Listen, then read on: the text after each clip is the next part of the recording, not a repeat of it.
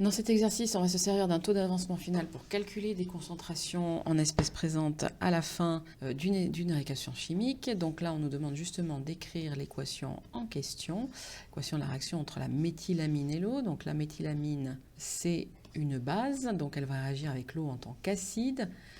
Ça va nous donner CH3NH2 aqueux plus H2O en liquide.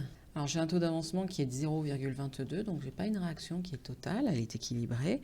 Et ça va nous donner l'acide conjugué de CH3NH2. Je sais qu'un acide va avoir un hydrogène en plus de la base, donc cet hydrogène il va se mettre sur l'azote et au passage on a une charge positive en plus. Plus ici, je vais avoir la base conjuguée de l'eau qui a été réagie en tant qu'acide. Donc ça, c'est la réaction. Dans la question 2, on me demande de calculer les concentrations des espèces présentes à l'état final. Pour faire un bilan finalement de matière à l'état final, là, je conseille toujours de faire un tableau d'avancement qui permet d'avoir son tableau, sa vue d'ensemble de tout ce qu'on a à l'état final.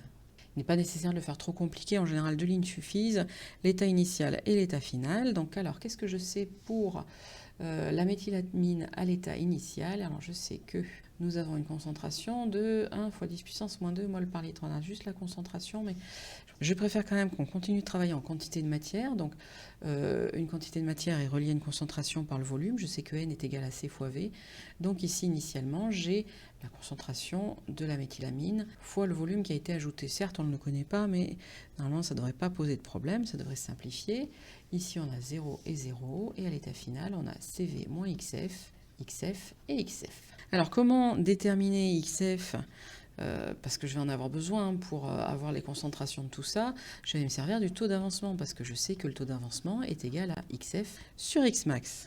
Donc, ça veut dire que XF est égal à taux fois Xmax. Alors ici, on peut raisonner simplement en ce qui concerne Xmax. On atteint Xmax si on a consommé l'intégralité de notre actif limitant, ici CH3NH2. Donc Xmax est égal à quantité de matière initiale en CH3NH2. Cette quantité de matière initiale, eh bien, je l'ai établie dans le tableau, c'est égal à CV. Alors j'en déduis que mon avancement final est égal à taux fois C fois V.